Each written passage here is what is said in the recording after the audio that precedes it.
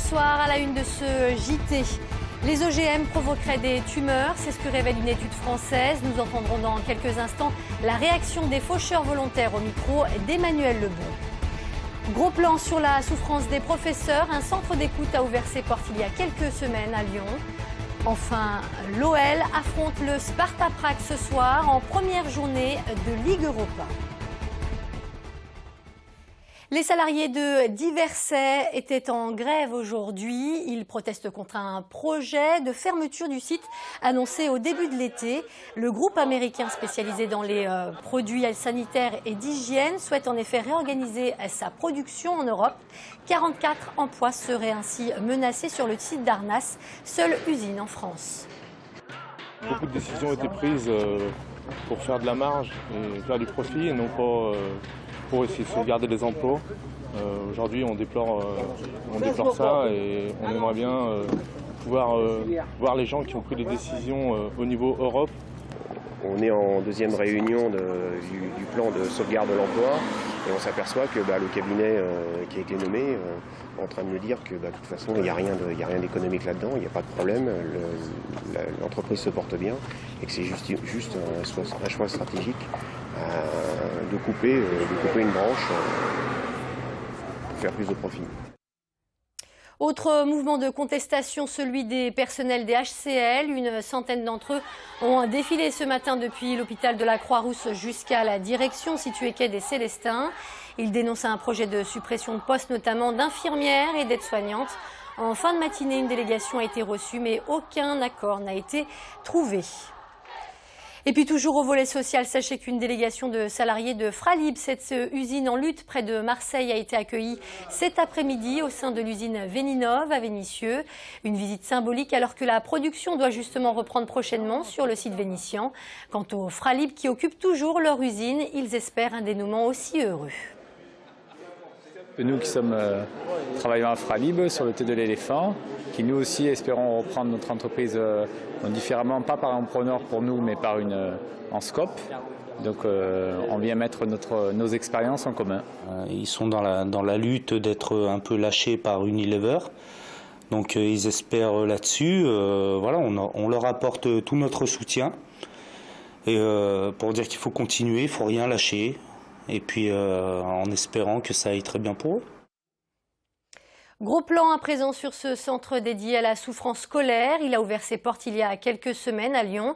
Un lieu d'accueil et d'écoute destiné aux élèves mais aussi aux enseignants de plus en plus mis à mal. Difficultés pour gérer leur classe, violence, les sources d'angoisse et de mal-être sont nombreuses. Et ce même pour certains 15 jours seulement après la rentrée.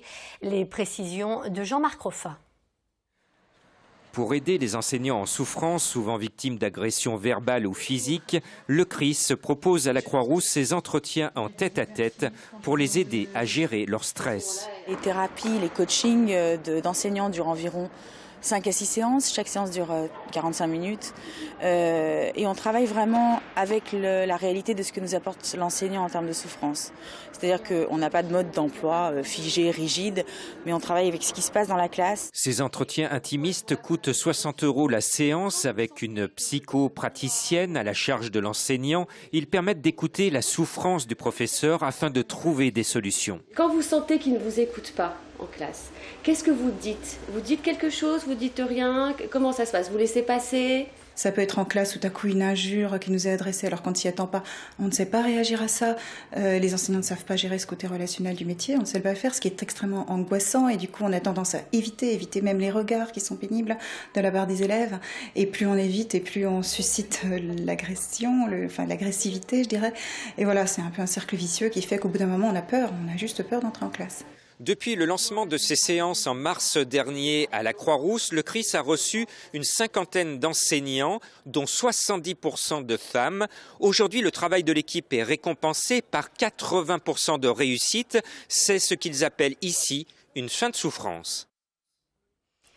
En football, l'OL retrouve la scène européenne ce soir. Alors certes, ce n'est pas la Ligue des Champions, mais les Lyonnais l'assurent, ce sera tout comme pour ce premier match de Ligue Europa. Ils affrontent le Sparta Prague à Gerland. Émilie Deschamps. Bien sûr, on est loin du prestige de la Ligue des Champions, mais il faut bien se l'avouer, l'Europa League est sans doute plus en adéquation avec le niveau actuel de l'OL.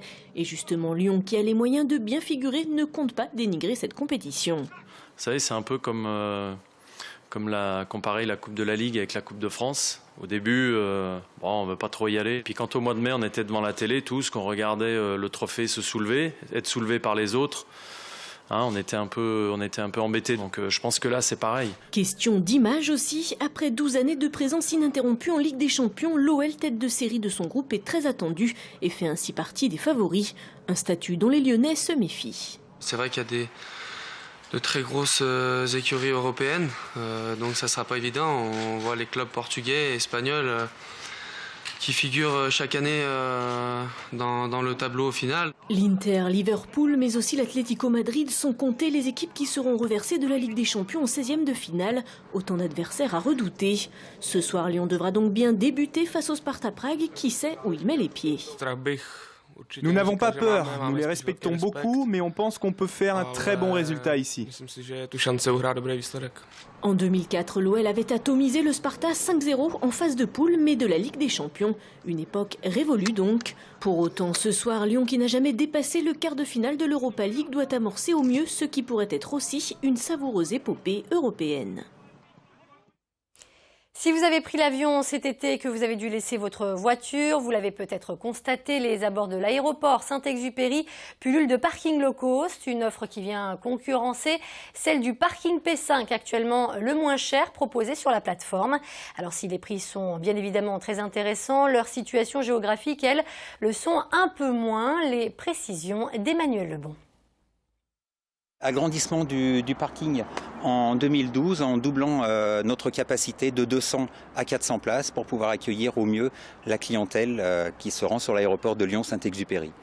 Les parkings privés ont la cote à l'image de cette société qui a vu son taux de fréquentation doubler depuis ses débuts en 2006, car sur des moyennes durées, les prix sont 15% moins chers que ceux pratiqués par l'aéroport, avec en prime des services personnalisés. Quand le client arrive, l'été, son véhicule est ouvert, aéré, donc au moins il rentre tranquille. Et l'hiver, en fait, on lui met le chauffage dans son véhicule. Comme ça, quand il rentre de l'île Maurice, il fait 35 degrés, il arrive, il y a son petit chauffage qui est dans le véhicule, déneigé, et il peut repartir tranquille. Au total, ils sont 5 prestataires à s'être implantés dans un rayon de 3 à 10 km autour de l'aéroport. L'aéroport qui, avec ses 1500 places proposées, voit ses parkings low cost avant tout comme un complément. C'est un complément au niveau du choix de nos clients sur le fait d'accéder aux aéroports de Lyon. Donc on a passé des accords sur un minimum d'engagement qui sont l'accueil, qui sont la ponctualité, qui sont l'information, qui sont des incontournables pour venir travailler sur l'aéroport. Pas de concurrence car sur les longues durées, les parkings de l'aéroport restent en moyenne 2 fois moins chers. Les voyageurs, eux, ont donc l'embarras du choix pour partir en toute tranquillité.